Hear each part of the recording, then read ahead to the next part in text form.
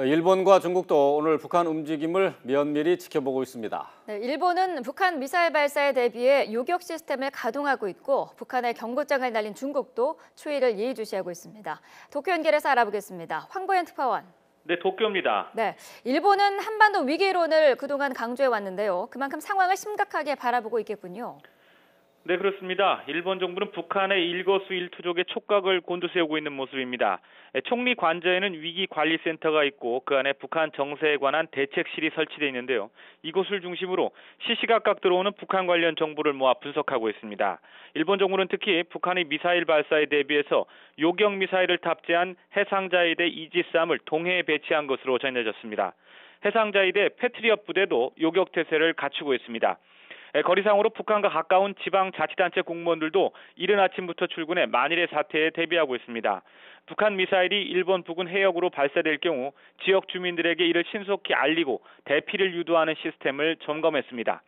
일본 언론은 어제 아베 총리와 트럼프 미국 대통령이 북한 문제로 통화할 때 트럼프 대통령이 분위기가 그 어느 때보다 심각했다고 전했습니다.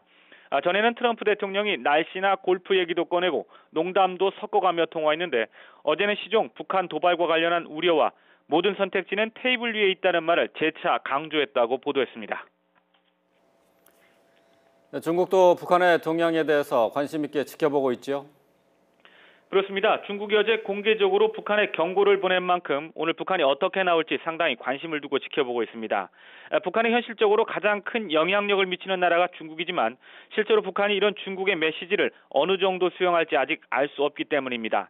만약 북한이 오늘 특별한 도발을 하지 않는다면 일단은 중국의 영향력을 재확인하게 됩니다. 하지만 핵실험이나 탄도미사일 발사 등을 감행한다면 중국의 영향력이 상당히 제한적이라는 판단이 가능해집니다. 중국으로서도 오늘이 특별한 시험대로서의 의미가 있는 날인 셈입니다. 앞서도 보도했지만 시진핑 주석은 어제 트럼프 대통령과의 통화에서 미국을 포함한 유관 각국과 함께 한반도 평화, 동북아 평화, 더 나아가 세계 평화를 위해서 함께 노력하길 원한다고 말했습니다. 북한을 겨냥하며 한반도 평화를 강조한 것인데 뒤이어 중국 외교부는 더 직접적으로 북한에 경고를 보냈습니다. 정세를 악화시키거나 긴장을 고조시키는 행동을 하지 않길 촉구한다. 그리고 유엔 안전보장이사회 결의에 북한의 핵과 미사일 사용을 금지하는 내용이 명확히 담겨 있다고도 강조했습니다. 북한이 위반 행위를 하면 원유 공급 제한 등 추가 제재를 단행할 수 있음을 시사하고 있다는 분석이 나오게 됐습니다. 중국은 이런 메시지 외에 북한과의 외교 채널을 통해서 핵실험이나 탄도미사일 발사 등 추가 도발에 대한 우려를 전한 것으로 알려졌습니다. 북한 문제와 관련해 오늘 육자회담 참가국 가운데 한미일 세 나라 수석 대표는 잠시 뒤 도쿄에서 협의를 열고 북한의 추가 도발 시 추진할 고강도 징벌적 조치 등을 논의할 것으로 보입니다. 세 나라 대표들은 북한과의 대화를 위해서는 북한이 도발을 멈추고 비핵화 대화에 대한 진정성을 행동으로 보여야 한다는 점을 강조할 것으로 예상됩니다. 지금까지 도쿄에서 YTN 황보현입니다.